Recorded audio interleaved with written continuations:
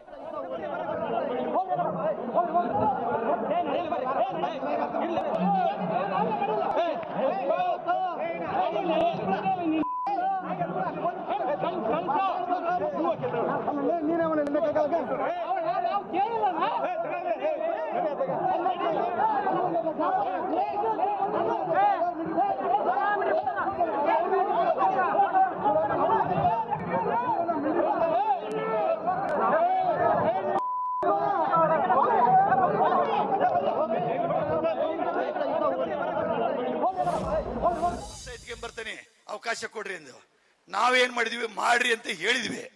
ಅವಾಗ ಅವ್ರಿಗೆ ಏನ್ ಕೇಳಿದ್ರು ಮೀಟಿಂಗ್ನಾಗ ಅಂತ ಇವರೆಲ್ಲ ಗ್ಯಾಂಗ್ ಮುಂಚೆನೆ ಮಾತಾಡ್ಕೊಂಡ್ಬಿಟ್ಟಿತ್ತು. ಏನ್ ಹೇಳಿದ್ರು?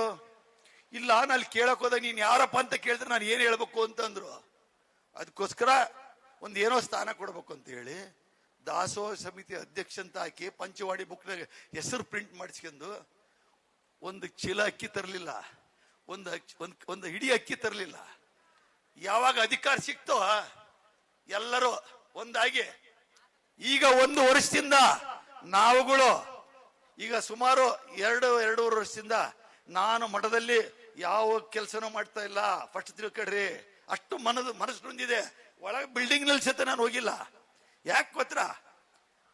ನಾವು ಏನು ಜ್ಯೋತಿ ಪ್ರಕಾಶ್ ಅವರು ನಾವು ನಡೆಸಬೇಕಾದ್ರೆ ಇಲ್ಲಿ ಬಿಲ್ಡಿಂಗ್ ಕೆಲಸ ನಡಿಬೇಕಾದ್ರೆ ಸುಮಾರು 30 ಜನ ಕೆಲಸ ಮಾಡ್ತಿದ್ರು, 30 ಜನ ಊಟ ಮಾಡ್ತಿದ್ರು, 50 ಜನ ವಿದ್ಯಾರ್ಥಿಗಳಿದ್ರು ಊಟ ಮಾಡ್ತಿದ್ರು, ಭಕ್ತರು ಬರ್ತಿದ್ರು ಊಟ ಮಾಡ್ತಿದ್ರು, ಪ್ರತಿನಿತ್ಯ ಅಭಿಷೇಕ ಮಾಡಿಸ್ತಿದ್ವಿ. ಇವತ್ತೊಬ್ಬ ಪೂಜಾರಿ ಇಡಕ ಯೋಗ್ಯತೆ ಇಲ್ಲ, ಪೂಜಾರಿ ಇಲ್ಲ, ರುದ್ರಾಭಿಷೇಕ ಇಲ್ಲ, ಪೂಜಾರಿ ಇಲ್ಲ, ಊಟ ಇಲ್ಲ, ಟೈಮ್ ಹಾಕ್ಯಾರ. ನಮ್ದು ಅವಾಗ ಖರ್ಚು ಎಷ್ಟಿತ್ತಪ್ಪ ಅಂದ್ರೆ ಕೆಲಸಗಾರದ್ದು ಊಟದ್ದು ಎಲ್ಲಾ ಸೇರಿ ತಿಂಗಳಿಗೆ 3 ಲಕ್ಷ ರೂಪಾಯಿ ಬರೋದು. ಇವರು ಇಲ್ಲಿ ದುರುಪಯೋಗ ಇದೆ. ಉಮ್ಮಣ್ಣರು ಎಲ್ಲರೂ ನಂಬ್ತಾರೆ, ಉಮ್ಮಣ್ಣರು ಹಿಂಬಾಲಕರು ಗಂಟು ಹೊಡಿತಾರೆ. ಶಿವಣ್ಣ ಇಡೀ ಜೀವಮಾನನೇ ತ್ಯಾಗ ಮಾಡ್ಯಾನ. ಅವನ್ ಮಗ ಸತ್ರು ಇಲ್ಲಿ ಸಮಾಜಕ್ಕೋಸ್ಕರ ದುಡಿತಾ ಇದಾನೆ. ಅವನ್ನ ಯಾಕಪ್ಪ ಅಂದ್ರೆ ಅವನ್ನ ಹೊರಗೆ ಹಾಕ್ಬೇಕು. ಯಾಕೆ ಹೊರಗೆ ಹಾಕ್ಬೇಕು ಅಂದ್ರೆ ಇಲ್ಲಿ ಏನಾರು ನಡೆದ್ರೆ ನಮಗೆ ಫೋನ್ ಮಾಡಿ ಹೇಳ್ತಾನೆ. ಇಲ್ಲಿ ಇವ್ರು ಯಾರು ಬಂದ್ರೆ ಫೋನ್ ಮಾಡಿ ಹೇಳ್ತಾನೆ. ಅವ್ನು ಹೊರಗೆ ಹಾಕ್ಬೇಕು. ಅವ್ನು ಹೊರಗೆ ಹಾಕಿದ್ದಾರೆ. ಸಂಬಳ ಕೊಟ್ಟಿಲ್ಲ, ವರ್ಷ ಗಂಟ್ಲೆ ಆದ್ರೂ ಸಂಬಳ ಕೊಟ್ಟಿಲ್ಲ. ಸುಮ್ನೆ ಬೇ ಕೊಟ್ಟಿಲ್ಲ. ಕೊನೆಗೆ ಎಲ್ಲಿಗೆ ಬಂದ್ರು ಗೊತ್ತಾ ಉಮ್ಮಣ್ಣರೇ? ತಿಂಗಳ ಏನ್ ಕೊಡ್ಬೇಕು ಅಂದಾಗ ಜ್ಯೋತಿ ಪ್ರಕಾಶ್ ನಾವು ಲಿಸ್ಟ್ ಐತಿ, ನಾನು 25,000 ರೂಪಾಯಿ ಕೊಡ್ತೇನೆ ಹಿಂದೆ, ಕೆಲವರು 20,000 ಕೊಡ್ತೇವೆ ಅಂದ್ರು, ಕೆಲವರು 10,000 ಕೊಡ್ತೇವೆ ಅಂದ್ರು, ಕೆಲವರು 5,000 ಕೊಡ್ತೇವೆ ಅಂದ್ರು. ಈ ತರ 1.5 ಲಕ್ಷ ರೂಪಾಯಿ ನಮ್ಗೆ ಚಿತ್ರದುರ್ಗ ನಾಗರಾಜ್ ಅವ್ರು ಕೊಡ್ತೇವೆ ಅಂದ್ರು, ಜ್ಯೋತಿ ಪ್ರಕಾಶ್ ಅವ್ರು ಕೊಡ್ತೇವೆ ಅಂತಂದ್ರು. ಕೊನೆಗೆ ಡಾಕ್ಟ್ರು ನಾವು 5,000 ಕೊಡ್ತೇವೆ ಅಂತಂದ್ರು. ಎಲ್ಲರೂ ಕೊಡ್ತೇವೆ ಅಂದ್ರು, ಪರ್ಮಿಷನ್ ಎಲ್ಲರೂ ಕೊಟ್ಟು ಅವಾಗ 1.5 ಲಕ್ಷ ರೂಪಾಯಿ ಆಯ್ತು. ಇನ್ನೇನೇನೋ ಕಲೆಕ್ಟ್ ಮಾಡಿ ನಡೆಸೋಣ ಅಂತ ಮಾಡಿದ್ವಿ. ಅವಾಗ ಪ್ರಕಾಶ್ ಪಾಟೀಲ್ ಜವಾಬ್ದಾರಿ ಕೊಟ್ವಿ. ಪ್ರಕಾಶ್ ಪಾಟೀಲ್ರು ಇಲ್ಲ ಯಾವ ರೊಕ್ಕನೇ ಸೇರ್ತಲ್ಲ, ಏನು ಮಾಡಕ್ಕಾಗೋದಿಲ್ಲ ಅಂದ್ರು. ಏನ್ ಮಾಡ್ಬೇಕು? ಇಲ್ಲ ಬ್ಯಾಂಕ್ನಾಗ ಡಿಪಾಸಿಟ್ ಐತಲ್ಲ, ಅದು ವರ್ಷದ ಬಡ್ಡಿ ಇಟ್ಟವಿ. ವರ್ಷದ ಬಡ್ಡಿ 12% ಬಡ್ಡಿ, 12% ಬದಲಿ ನೀವು ತೆಗೆದು ನಮಗೆ ತಿಂಗಳ ಬಡ್ಡಿ ಬರಂಗ್ ಮಾಡ್ರಿ ಅಂದ್ರು. ಬೇಡ ಅಂದ್ವಿ. ಸ್ವಾಮಿಗಳು ಹೇಳಿದ್ರು ಆಡಳಿತಾಧಿಕಾರಿ ಇಲ್ಲ, ನೀವು ಮಠ ನಡೆಸ್ಬೇಕಾದ್ರೆ ಬೇಕಾಗುತ್ತೆ, ಏನ್ ಮಾಡಕ್ಕಾಗೋದಿಲ್ಲ, ಆಮೇಲೆ ನೋಡೋಣ ಮುಂದೆ ಕಲೆಕ್ಟ್ ಮಾಡೋಣ ಅಂತ ಹೇಳಿ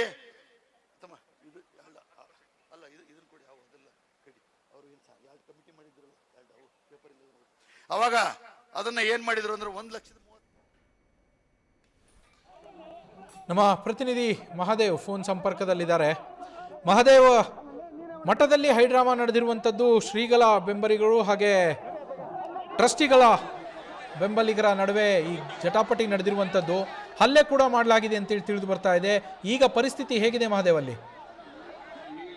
ನವೀನ್, ಬೆಳಿಗ್ಗೆ ಏನು ಲೆಕ್ಕ ಕೊಡುವಂತ ಕಾರ್ಯಕ್ರಮವನ್ನ ಮಾಡಕ್ಕೆ ಆಯೋಜನೆ ಮಾಡಕ್ಕೆ ಯಾವ ರೀತಿಯನ್ನ ಪ್ಲಾನ್ ಅನ್ನ ಮಾಡ್ಕೊಂಡ್ರು ಅಲ್ಲಿಂದಲೂ ಕೂಡ ಮಠದಲ್ಲಿ ಸಾಕಷ್ಟು ಹೈಡ್ರಾಮ್ಗಳಾಗ್ತದೆ. ಯಾಕಂದ್ರೆ ಎರಡೂ ಬಣದಲ್ಲಿ ಸ್ವಾಮೀಜಿ ಒಂದು ಭಕ್ತರ ಗುಂಪು ಜೊತೆಗೆ ಈ ಮಾಜಿ ಶಾಸಕರಾದಂತಹ ಎಚ್ ಶಿವಶಂಕರ್ ಅವರ ಬೆಂಬಲಿಗರು ಸೇರಿ ಅನೇಕ ಪಂಚಮಸಾಲಿ ಭಕ್ತರು ಇಲ್ಲಿ ಮಠದಲ್ಲಿ ಬಂದು ಮುಖಾಮನ್ನ ಹೂಡಿದ್ರು. ಮತ್ತು ಈ ಕಡೆ ಲೆಕ್ಕ ಕೊಡೋಕೆ ಅಂತ ಟ್ರಸ್ಟಿಗಳು ಬರ್ತಾ ಇದ್ದಂತೆ ಎರಡು ಗುಂಪಿನ ಮಧ್ಯೆ ಕೇಕೆ ಸೀಳುಗಳು ಜೋರಾಗಿ ಇತ್ತು. ಇವರು ಬರ್ತಾ ಇದ್ದಂತೆ ಪರಸ್ಪರ ಘೋಷಣೆ, ಅಂದ್ರೆ ಸ್ವಾಮೀಜಿ ಪರವಾಗಿ ಘೋಷಣೆಯನ್ನು ಕೂಗಿದ್ರೆ ಟ್ರಸ್ಟಿಗಳ ವಿರುದ್ಧವಾಗಿ ಕಳ್ಳರ ಗುಂಪು ಬಂತು ಅಂತ ಹೇಳಿ ಒಂದು ಘೋಷಣೆಯನ್ನು ಕೂಗಿದ್ರು. ಇದು ಅವ್ರನ್ನ ಕೆರಳುವಂತೆ ಮಾಡಿತ್ತು. ಆದ್ರೂ ಕೂಡ ಯಾವುದೇ ರೀತಿ ಅಂತ ಅವರು ಗಲಾಟೆಗೆ ಮುಂದಾಗದೆ ಹೋಗಿ ಲೆಕ್ಕ ಕೊಡುವಂತ ಕೆಲಸವನ್ನ ಮಾಡಿದ್ರು. ಈ ಒಂದು ಸಮಯದಲ್ಲಿ ಎರಡೂ ಕಡೆ ಗುಂಪಿನವರು ಪರಸ್ಪರ ತಮ್ಮನ್ನು ಪ್ರಚೋದಿಸಿಕೊಂಡು ಗಲಾಟೆಗೆ ಮುಂದಾಗ್ತಾರೆ. ಈ ಸಮಯದಲ್ಲಿ ಸಾಕಷ್ಟು ಸಂಖ್ಯೆಯಲ್ಲಿದ್ದ ಪೊಲೀಸರು ಅವರನ್ನ ತಡೆದು ಸಮಾಧಾನ ಪಡಿಸುವಂತ ಕೆಲಸವನ್ನು ಕೂಡ ಮಾಡ್ತಾರೆ. ಆದ್ರೂ ಕೂಡ ಒಬ್ಬ ವ್ಯಕ್ತಿ ಅದೇ ಅಲ್ಲಿ ಗಲಾಟೆಯಿಂದ ಮತ್ತೆ ಮುಂಗೋಪಗೊಂಡು ಅಲ್ಲಿ ನೇರವಾಗಿ ಸ್ವಾಮೀಜಿ ಇರುವಂತ ಕೊಠಡಿ ಕಡೆ ಬರ್ತಾನೆ. ಬಂದು ಇಷ್ಟು ದಿನ ಇಲ್ಲ ಅಂತ ಭಕ್ತರು ಇವತ್ತು ಬಂದು ನೀವು ಲೆಕ್ಕ ಕೇಳ್ತೀರಿ, ನಿಮಗೆ ಮಾನ ಮರ್ಯಾದೆ ಇದೆ ಅಂತ ಏಕವಚನದಲ್ಲಿ ಅವರಿಗೆ ಗಲಾಟೆ ಮಾಡೋಕೆ ಶುರುವಾಗ್ತಾರೆ. ಇದರಿಂದ ಕುಪಿತಗೊಂಡಂತ ಸ್ವಾಮೀಜಿ ಕಡೆ ಭಕ್ತರು ಆತನನ್ನ ಎಳೆದಾಡ್ತಾರೆ. ಆದ್ರೂ ಕೂಡ ಆತ ಬಗ್ಗೋದಿಲ್ಲ. ಈ ಸಮಯದಲ್ಲಿ ಆತನ ಮೇಲೆ ಹಲ್ಲೆಯನ್ನ ಕೂಡ ಮಾಡಿರುವಂತದ್ದು. ಮತ್ತೆ ಅಲ್ಲಿ ಪರಿಸ್ಥಿತಿ ವಿಕೋಪಕ್ಕೆ ಹೋಗ್ತಾ ಇರೋದನ್ನ ಗಮನಿಸಿದಂತ ಪೊಲೀಸರು ಅವ್ರನ್ನೆಲ್ಲರನ್ನು ಸಮಾಧಾನ ಪಡಿಸಿ ಏನೇ ಇದ್ರು ಮಾತುಕತೆ ಮೂಲಕ ಬಗೆಹರಿಸಿಕೊಳ್ಳಿ, ಯಾವುದೇ ರೀತಿ ಗಲಾಟೆಯನ್ನ ಮಾಡಬೇಡ್ರಿ ಅಂತ ಹೇಳ್ತಿದ್ರೆ. ಈ ಕಡೆ ಒಂದು ಕಡೆ ಸ್ವಾಮೀಜಿ ಒಳಗೆ ಇರುವಂತ ಸ್ವಾಮೀಜಿಗಳು ಈಗಾಗಲೇ ಒಳಗಡೆ ಕೂತಿದ್ದಾರೆ. ಅದಕ್ಕೆ ಕಾವಲು ಕಾಯ್ಕೊಂಡು ಒಂದು 100 ಸಂಖ್ಯೆಯಲ್ಲಿ, ಅಂದ್ರೆ ಅರುಣ್ ಕುಮಾರ್ ಪೂಜಾರ್ ಆಗಿರ್ಬೋದು ಮಾಜಿ ಶಾಸಕ, ಮತ್ತು ಮಾಜಿ ಶಾಸಕರಾದಂತ ಎಚ್ ಶಿವಶಂಕರ್ ಮತ್ತು ಬಿ ಜೆ ಅಜಯ್ ಕುಮಾರ್ ಪ್ರಮುಖ ಮುಖಂಡರು ಸ್ವಾಮೀಜಿಗೆ ಬೆಂಗಾವಲಾಗಿ ಅವರು ಮಠದ ಆವರಣದಲ್ಲಿ ಅನೇಕ ಭಕ್ತರ ಜೊತೆಗೆ ಕೂತಿದ್ದಾರೆ. ಒಂದು ಕಡೆ ಅಲ್ಲಿ ಟ್ರಸ್ಟಿಗಳು ಒಂದು ಲೆಕ್ಕ ಕೊಡುವಂತ ಕೆಲಸವನ್ನ ಮಾಡ್ತಾರೆ. ಲೆಕ್ಕ ಕೊಟ್ಟು ಮುಗಿದ ಮೇಲೆ ಸ್ವಾಮೀಜಿಯನ್ನ ಆಚೆ ಹಾಕ್ಬೇಕು ಅನ್ನೋ ಒಂದು ಪ್ಲಾನ್ ಅನ್ನ ಅವರು ಮಠದ ಟ್ರಸ್ಟಿಗಳು ಮಾತನಾಡ್ಕೊಳ್ತಿರೋದ್ರಿಂದ ಇಲ್ಲಿ ಯಾವುದೇ ಕಾರಣಕ್ಕೂ ಸ್ವಾಮೀಜಿಯನ್ನ ಮುಟ್ಟಕ್ ಬಿಡೋದಿಲ್ಲ ಅಂತ ಹೇಳಿ ಈ ಭಕ್ತರು ಇಲ್ಲಿ ಕಾಯ್ತಾ ಇರುವಂತದ್ದು.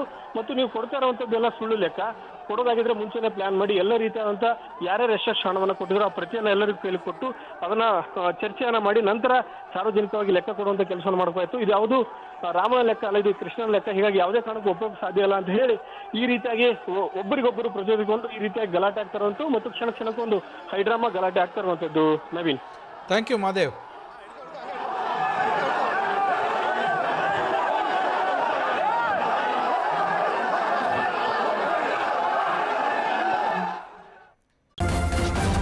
ನ್ಯೂಸ್ ಫಸ್ಟ್, ನಿರ್ಭೀತಿಯಿಂದ ನಿಮ್ಮ ಪರವಾಗಿ.